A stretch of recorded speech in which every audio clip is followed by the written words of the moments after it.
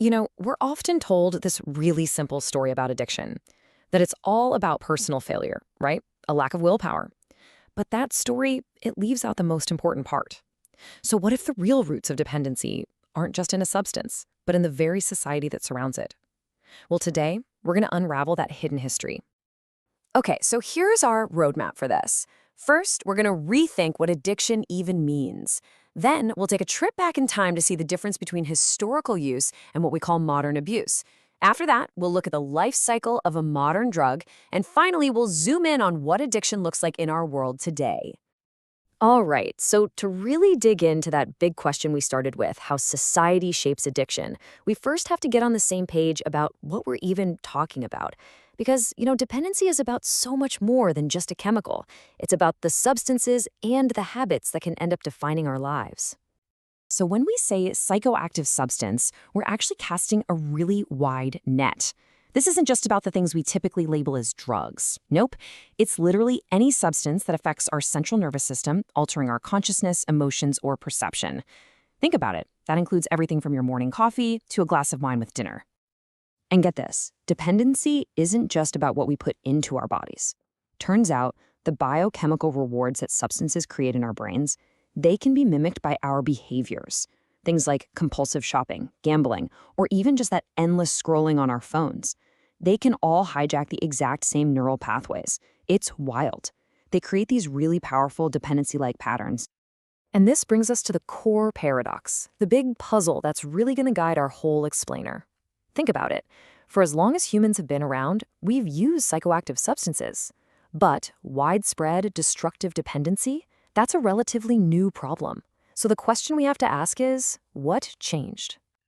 Okay, so let's dive into that fundamental shift. We're talking about the moment when these substances went from being an integrated part of a culture to becoming a problem for it.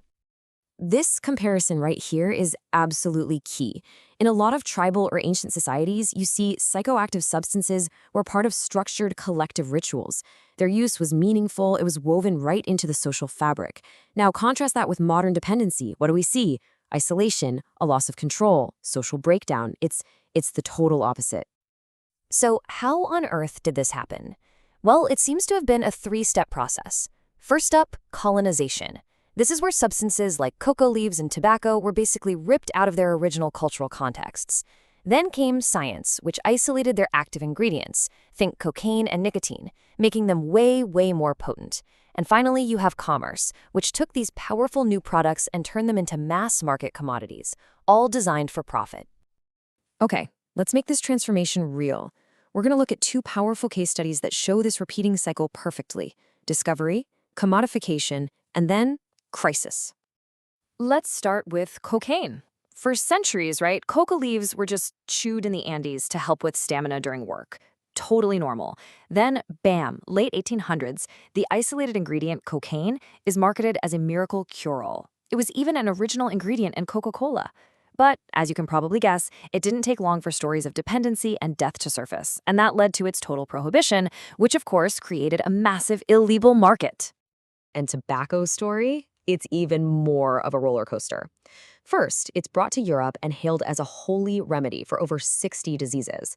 Then, public opinion flips, and it's condemned so harshly that users could actually face physical mutilation. But then, fast forward to the 20th century, and Hollywood and advertising bring it roaring back as a symbol of glamour and the American way of life. The result? A global explosion in cardiorespiratory disease. So it goes from celebrated to condemned and right back to celebrated again. Just incredible. And here's the really crucial point. This whole cycle of boom, bust, and prohibition, it's incredibly profitable. Think about it. It creates huge markets for the drugs themselves, for the weapons needed to fight the illegal trade, and for the treatments to deal with all the fallout. It becomes this self-perpetuating economic engine, literally fueled by the very problem it claims it's trying to solve. So all of this history brings us right up to the present day. And if we accept that addiction isn't just about bad choices, then what is it about? Well, the answer might just lie in the very structure of our modern world. This chart really reveals our societal blind spots. What you're seeing here are the estimated numbers of dependents for different substances in Brazil. And just look at those bars. The ones for alcohol and tobacco absolutely dwarf the bar for marijuana. It just goes to show you, often the biggest dependency problems are the ones hiding in plain sight. And here are the raw numbers behind that chart. We're talking nearly 25 million people dependent on alcohol, over 20 million on tobacco. And remember, these are legally produced, marketed, and sold substances. This data really forces you to confront a hard truth. A substance's legal status has very, very little to do with the scale of the public health problem it can create. So why? Why is dependency so widespread in a world that has so much abundance? This brings us to a really important idea called the social question. At its heart, it's about a fundamental conflict. Think of it this way. Wealth is produced collectively by all of us, working together, but it's often appropriated privately by a much smaller group. And the result of that imbalance can be these widespread feelings of privation, of inequality, and of just unmet needs. And this is the consequence of that. In a society that pushes intense consumerism and individualism at us from every angle, many of our most basic human needs, for connection, for meaning, for security, they can go unmet. It creates this void. And in that context, substances or even habits like shopping and internet use, they start to function like a drug. They become an escape, a way to try and fill a void that society itself has helped create. And so all of this leaves us with a final, really challenging question. If dependency isn't just an individual illness, but also a symptom of our social and economic systems, well, a simple prescription isn't going to fix it, is it? So the real question becomes, how do we even begin to treat a problem whose roots run so deep in the very way we live?